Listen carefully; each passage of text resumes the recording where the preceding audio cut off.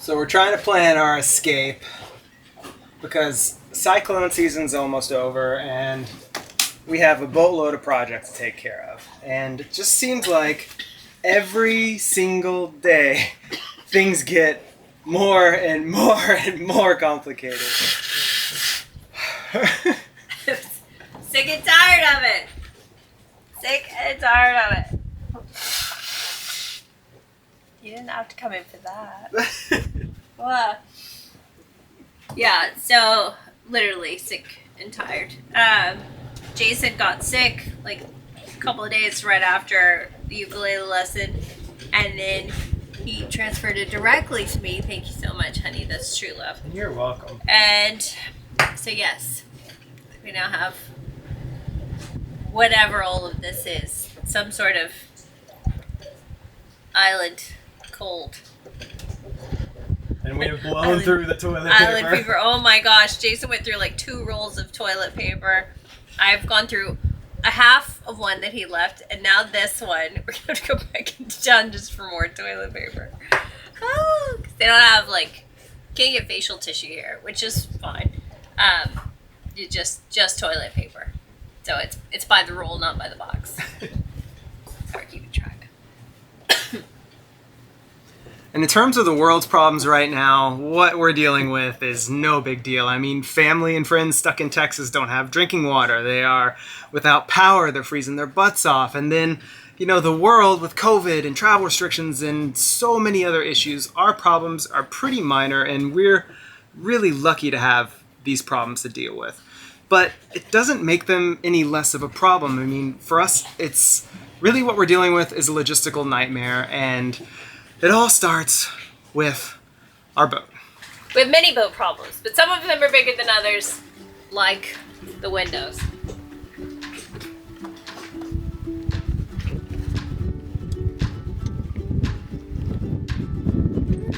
Yeah. Let me switch sides. I think we've got about 3 minutes before we get total torrential downpour, so let's get this done quickly. Windows! Okay, the windows are a bit of a problem. They've started to delaminate, which really means they're coming unglued. So if we didn't have these screws in here helping to hold it in place right now, they would just fall right out.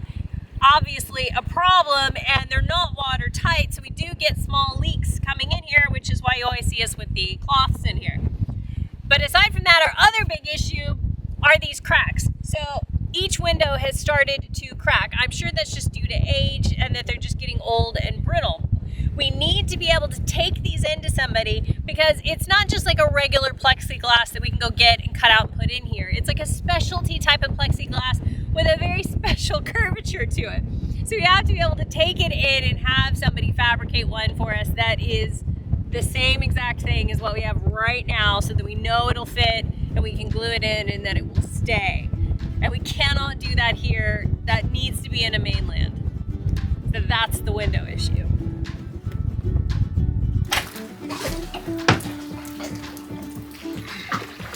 And there's our generator and Watermaker issues. Basically, this generator, the starter, is trashed, and possibly the mixing elbow and some other things. And the way we normally work on it is replace the starter and then see what else breaks and then replace that. Because we definitely can't afford to buy a new one. But now we can't get any of those parts here, so we don't have a backup way to charge our batteries. But the big but is we don't have a way to make water, because our Watermaker is 120 volts, so we have to run the generator to make water. So we're completely reliant on the solar and rain capture, which works now, but it's not going to work forever. I mean, the rainy season will end, and eventually we're going to be in quite the predicament. Plus we don't even know, do we want to buy maybe a 12-volt Watermaker, or maybe we want to upgrade the what are they called? Alternators, instead of going with a generator. I don't know, but we can't do any of those upgrades in a place like this.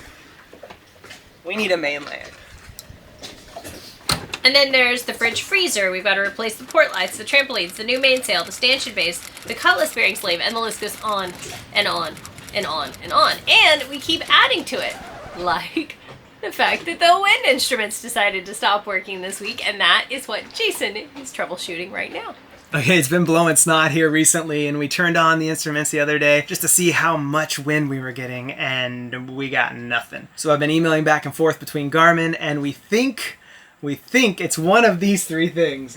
It's either this black box where the wind instrument connects, or it's the cable that runs all the way up the mast, or it's the thing that sits on top of the mast, the actual wind instrument. We're not sure. Normally what we do is order all three, put them on the slow boat, literally ship them from New Zealand or the US, but the fastest I can get anything right now is from New Zealand on a container ship. The earliest it would arrive is mid-April, and that's a big problem that I'll explain later. So the next big challenge is insurance. And I got an email a couple days ago from our insurance provider that says, notice of non-renewal. Your insurance expires on 4/23 and it will not be renewed. Great. And it wasn't a total surprise because we expected this to happen because it's happened almost every year for the past 3 years. 4 or 5, basically for the past 5 years. So there's 4 knowns. Death, taxes, our insurance for our sailboat will go up substantially each year, and each year it will be almost impossible to find someone to insure us. Yeah, it's been an ever-growing problem. And we found that that's for several different reasons every time we ask, which is, of course, because of more cyclones and hurricanes, and the damage is greater every single year. So right along with it wiping out everything else in its path, it also takes out those insurance companies. So there just are less underwriters, less people insuring. So that's why it gets harder and harder every year to get boat insurance. And it seems like as a U.S. flagged vessel, which we are, the further we get away from the USA, the more difficult and the more challenging it all becomes to get insured. And it's not just happening to us. Nobody's sitting there in an office going, haha, the winds, let's poke them, poke them, poke them. No, it's happening to everybody that we know. Not everybody. Well, Specifically, Americans. Yeah. Being an American makes getting health insurance and boat insurance very painful. But we found a solution. Our friends on SV Holiday found a company that is insuring them. Zatara just signed up with the same company, and we've reached out to them, and unfortunately they are requesting a haul out and survey. Which normally wouldn't be a problem if we were somewhere we could get that taken care of, but there is no surveyor here in Tonga. There's no accredited marine surveyor here. No. So for us to get one, we would have to go somewhere else, which would require us leaving this country and getting into another one. Which brings us to the next challenge.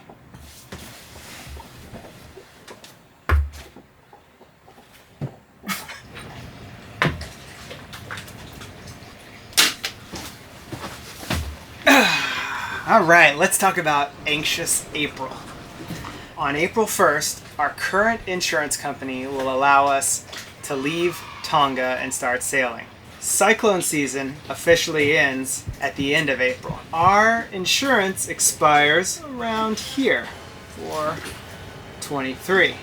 No matter when we travel during this time, it is unsettled, it's winter weather, seas are bad, can be bad. Storms come through quite often, and not just like little storms like scare your pants off or give you butt pucker kind of storms. That is a quick little note on timing before we talk about where we can go. Okay, so let's talk about where we can go, what our options are, and technically the only thing in this area open to cruisers is Fiji. And that's because of their Blue Lanes program, which means that we could get into Fiji, but that really doesn't leave us in a better situation because it's still a remote island with limited services and supplies. We really truly need a major mainland. We're talking like Western civilization, fully developed country, which means we've got New Zealand and Australia left. So let's start with Australia. Australia is about 2,100 nautical miles away. 20 days of sailing approximately. Really not ideal considering our windows and other issues that we have going on. It's kind of a long sail. Looking at anxious April here, if Mother Nature decided to give us the perfect weather window on April 1st, then it would take us 20 days. So basically, by the time we get there... But they're not counting sea time, so we'd have to get there and immediately go into 14 days of managed quarantine in a hotel. And book a marina for our yacht. Therefore, we don't have time to haul out and survey, so there's no way we could be insured before the 23rd if we sail to Australia. Yeah. Plus it will cost us, about $5,000 in marina fees and hotel fees for the quarantine period.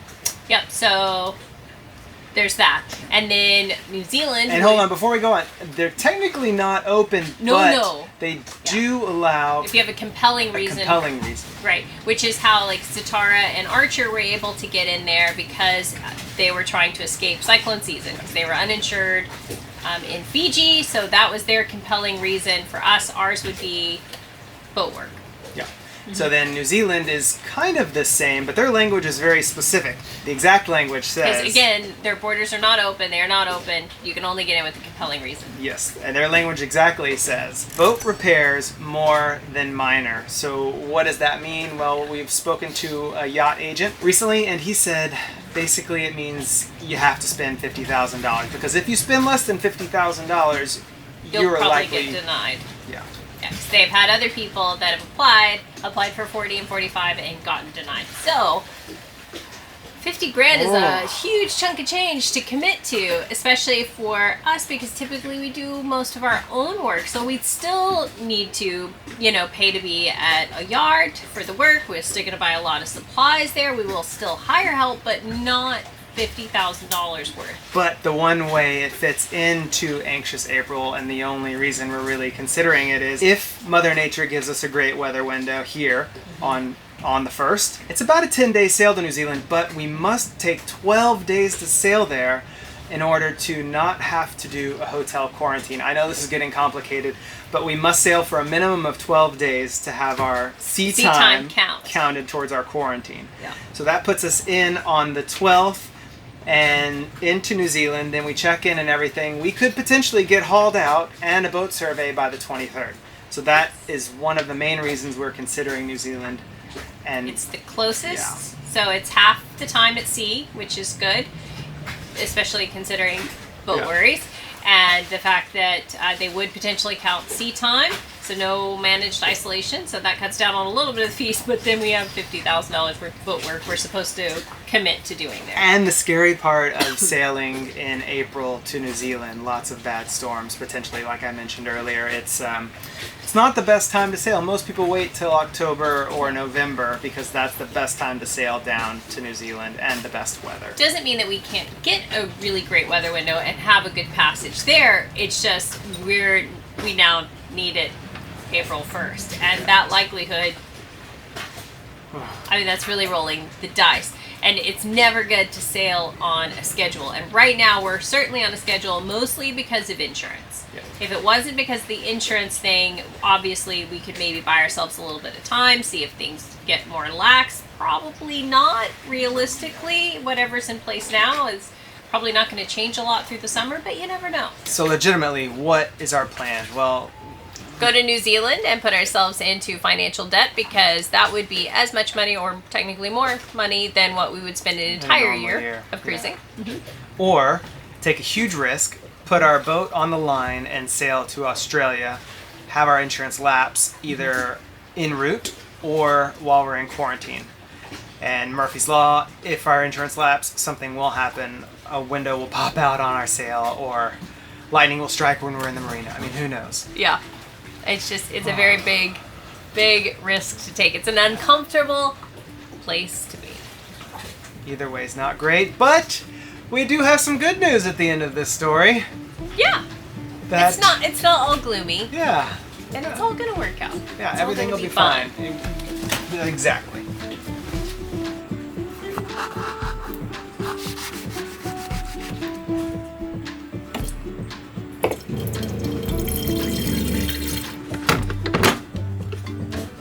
For our Sundowners, I'm making the perfect sick person drink. Hot toddy. We got fresh ginger, shot of bourbon with some vanilla beans that we put in there. Woo! But when a rockin', I almost spilled. Fresh lemon. Got a ginger lemon tea. It's an extra ginger lemony tea. Exactly, it helps the throat. It's medicine. It's my medicine. Fogging on the lids. Yeah. And honey! It's not a hot toddy without honey. One of our few leftovers from the crate. Haven't quite used it all yet. Look at that. A spoonful of honey. Oh shit! I mean, bleep! It's not paying attention.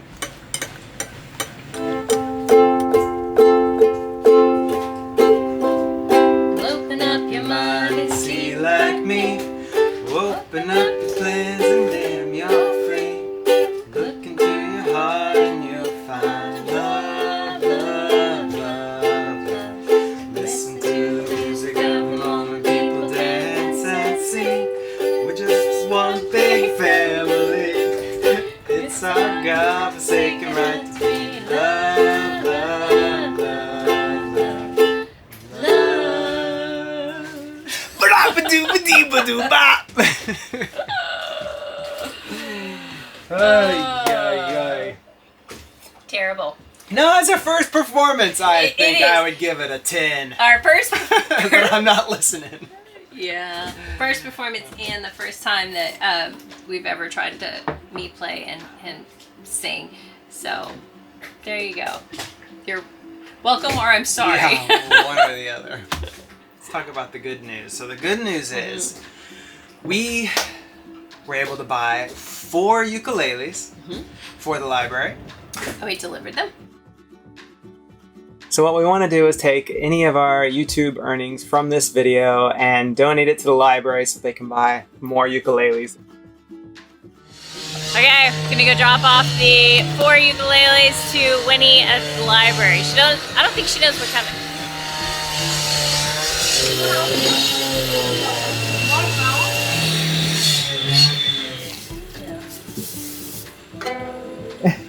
And we have some money left over because, well, some of you and our patrons reached out, sent some money and said, please give this to the library. So we are absolutely doing that, which will go towards their other programs because they do have native dance and theater, and they need books and all that kind of stuff, like a normal library would. Yeah, exactly. So we're going to give that to them for general funding. And they are working on a donation page, and once we find out that information, they're working hard because they know everybody's excited, so we'll put it in the link below. Yeah, down in the description box, so you'll be able to find that if you're interested. And oh yeah, the biggest one from this week was out of the blue. Apparently one of our followers and fellow Airstreamer RVers is the director of Gibson Gibbs, which is the foundation for Gibson guitars, like the best guitars in the world, is what John said. The best guitars in the world! He might not have done the air guitar, but I kind of improvised. Yeah, there you go. So anyway, they reached out and said that they would love to help out by sending some ukuleles and some guitars to add some musical variety to round out the band! Yeah! So that is super, super exciting. Thank you very much, Gibson, for that lovely donation. So we're going to coordinate with them to get them there and get them there. Get those instruments there. Them's there. Anyway, the library is being well taken care of thanks to all of you. Yeah, so it's, lots of good going on this week. It's not all doom and gloom, you know, but it's if you are a magic fairy and you can wave a little wand and kind of fix all of our boat problems, all of our logistical issues, drop us a comment down below. And thank you so much for watching. Thank you for being a part of our journey. Yes. Our adventures. And we will see you next Sunday. I don't think that sounds a little jazzy, but dude, I was thinking more like what's the guy that sings? Skeet. No, what's the? I was thinking the Over the Rainbow guy. What's his name? Israel. Come on. Oh yeah, no, that's. Yeah, that's really hard to say. Yeah, but not that one. Guy. No, there's like the one jazz singer that always had the really scruffy voice while we are on it.